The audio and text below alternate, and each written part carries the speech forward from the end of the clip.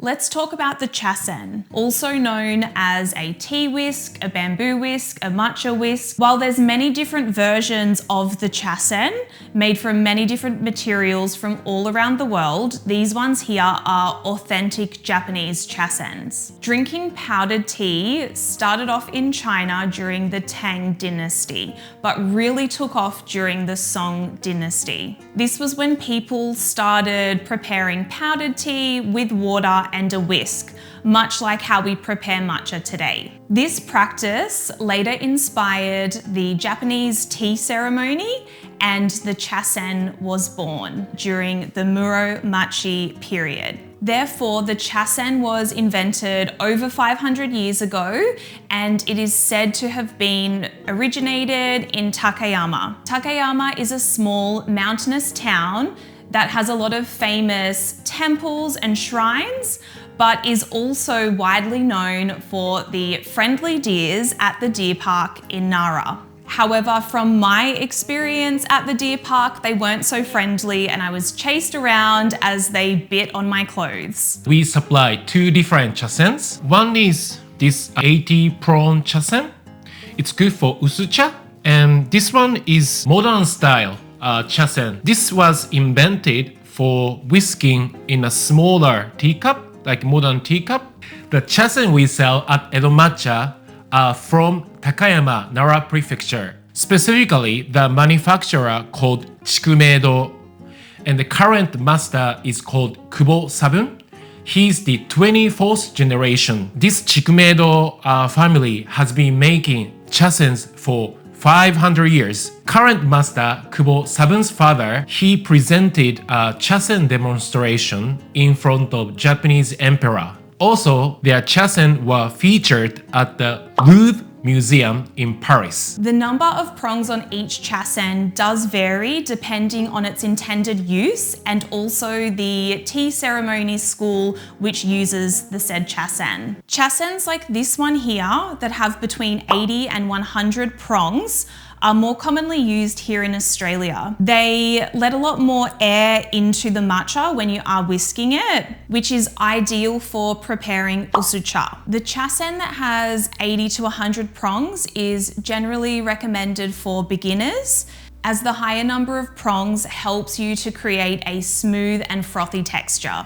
When preparing koicha, which is a more denser, like a green tea paste matcha, a chasen with fewer prongs is preferred. There are about 120 different chasens available. They are made of 3 different bamboos. Hachiku, which is white bamboo. Our 80 prong is made of hachiku, white bamboo. Kurochiku, which is black bamboo. Our modern style chasen is made of kurochiku. And the third one is called susutake. Susutake literally means smoked bamboo. How it's made is we put the bamboos in an old house, and they usually Japanese traditional old house got a fireplace, so the smoke comes up to the top, and over the time these bamboos get smoked and the color naturally turns brown. You should always soak the chasen.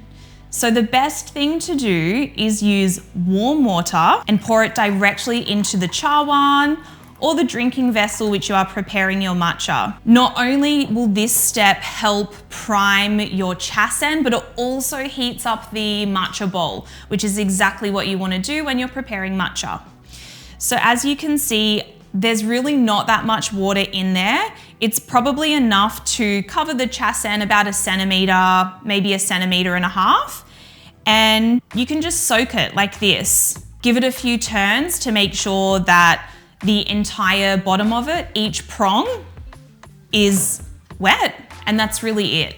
So the reason that you should prime the chasen before using it is because these are really fragile. Remember, they're crafted from a single piece of bamboo, and you can see how fine each of the prongs are.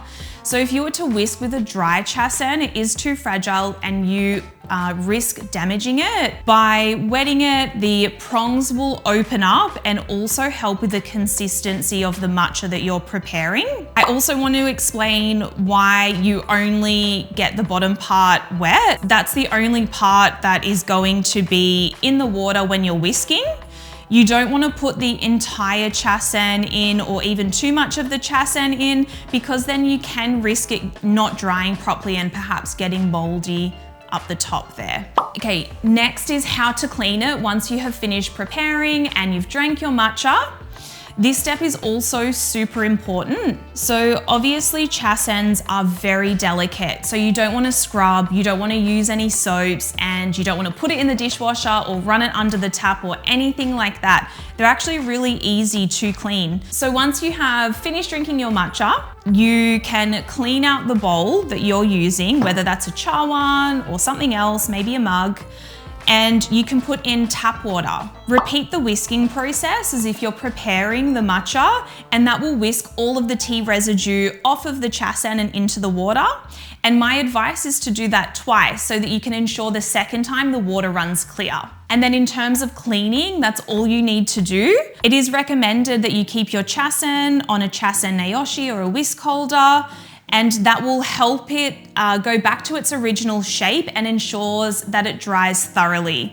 It's really important that you don't pop your damp Chasen into a cupboard or something like that where mold will probably grow on it. Just leave it on a bench or somewhere where it can get a lot of air, and that way you know that it will have dried properly. If you found this video helpful, check out our Chasens on our website, www.edomatcha.com.